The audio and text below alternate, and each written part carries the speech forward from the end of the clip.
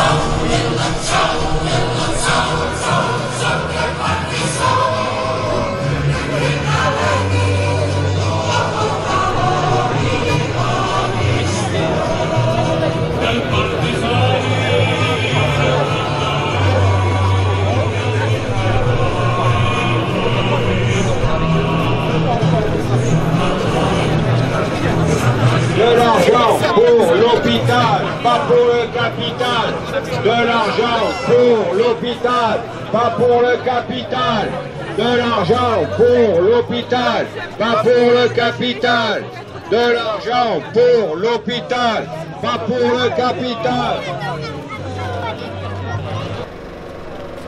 Cette réforme est injuste et brutale, comme nous l'avions précisé lors de notre dernière manif. Elle l'est toujours. Le rapport du Conseil d'orientation des retraites indique clairement que le système des retraites n'est pas en danger à court terme. Il n'y a donc aucune exigence financière ni urgence. Le retrait de ce projet de réforme est la priorité de tous les syndicats. Nous resterons donc mobilisés et déterminés. Nous manifesterons massivement tous ensemble, dans tout le pays, ce mardi 7 mars. Ensemble, nous mettrons la France à l'arrêt. Ensemble, nous mettrons cette réforme à l'arrêt. C'est tous ensemble que nous gagnerons. Cette réforme, c'est non. La retraite à 64 ans, c'est non. La retraite à 60 ans, on s'est battu pour la gagner, on se battra pour la garder. Ensemble, on continue. Ensemble, on va gagner. Ensemble, on continue. Ensemble, on va gagner. Ensemble, on continue. Ensemble, on va gagner. Et le 7 mars, pour la CGT. Nous étions aujourd'hui près de 800 dans les rues de Langon. Depuis le 19 janvier, nous restons mobilisés et déterminés pour gagner le retrait de ce projet. Ce 17 février, les débats se sont terminés à l'Assemblée nationale sans vote sur le projet de destruction de nos retraites. Un affront de plus, s'il en fallait, pour Macron et sa clique. Quant au ministre Dussopt, chahuté tout au long de la quinzaine, il était dans une furie terrible. Pourquoi? Simplement parce que tout était calé dans le calendrier pour Macron et ses laquais, car ils auraient pu ainsi légitimer la réforme alors avec le vote à l'Assemblée nationale. Mais là, patatras. Cette stratégie de monter en tension a permis de faire relayer dans l'hémicycle la colère qui s'exprime dans la rue depuis le 19 janvier. Ne vous en déplaise, mesdames et messieurs, les fossoyeurs de nos conquêtes sociales. Ceux-là même qui refusent une loi pour le repas à 1 € pour les étudiants, alors qu'ils sont de plus en plus nombreux à faire la queue auprès d'associations caritatives. Il manquait une voix. Espérons que le député Lavergne précise bien dans son compte-rendu de mandat les raisons de son vote contre. Ou à Montségur. Nous le disons à nouveau, cette nouvelle atteinte au droit à la retraite pour des millions de salariés conduirait à 2 ans de travail supplémentaires, 2 ans fermes. C'est d'ouvrir la porte à de nouvelles mesures rétrogrades d'abaissement du coût du travail. Cela conduit à une plus grande paupérisation de la population. En effet, 48% des salariés de 60 ans ne sont plus dans l'emploi. C'est chômage ou inaptitude. Ceci n'est pas acceptable avec des exonérations de cotisations représentant en 2022 80 milliards d'euros. Non, le système par répartition n'est pas en danger.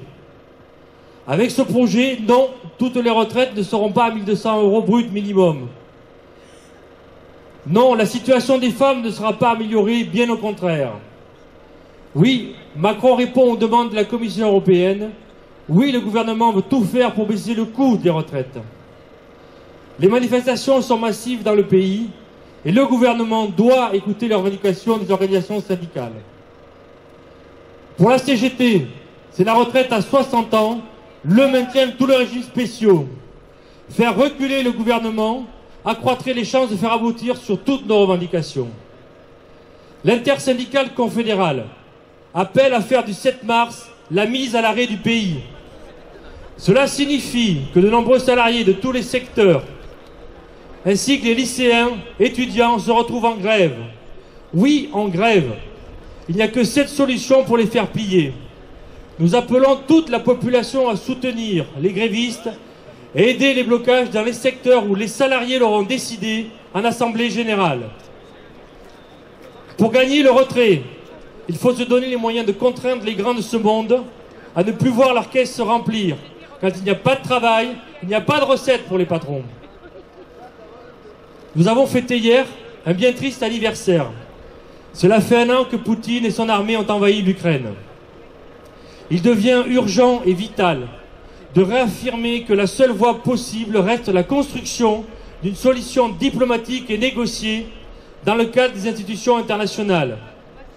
Nous savons que cette guerre est insoutenable, et pire encore, qu'elle risque de connaître une escalade qui menacerait la vie et les moyens de subsistance des populations, dans le monde entier. Notre pays a, à plusieurs titres, un rôle important à jouer dans la recherche d'une solution pacifique. Pour cela, il faut rompre avec les postures guerrières du président de la République qui, je le rappelle, a décidé de porter à 413 milliards d'euros le montant alloué à la défense pour les 5 ans à venir. Respecter les accords internationaux et en finir avec la course au surarmement. En tant que membre du Conseil de sécurité de l'ONU, exiger un cessez-le-feu immédiat. Signer et ratifier le traité sur l'interdiction des armes nucléaires, le TIAN. On ne peut pas se targuer de figurer sur le podium des vendeurs d'armes mondiaux et en même temps prôner la paix. Nous voulons que la France agisse, comme tous les pays doivent le faire, en faveur de la diplomatie, de la négociation, de la prévention des conflits et de l'établissement de systèmes de sécurité communes. Qu'ils investissent pour cela massivement dans la paix et dans la réponse aux besoins sociaux, tant sur le plan humain, social, écologique et sanitaire. Des manifestations ont lieu aujourd'hui en France, en Espagne, en Italie, en Angleterre, en Allemagne, pour dire stop à la guerre. La CGT a toujours, depuis sa création en 1895, milité pour la paix, la solidarité entre les peuples et prendra toute sa place dans ce mouvement. Je vous remercie, on lâche rien.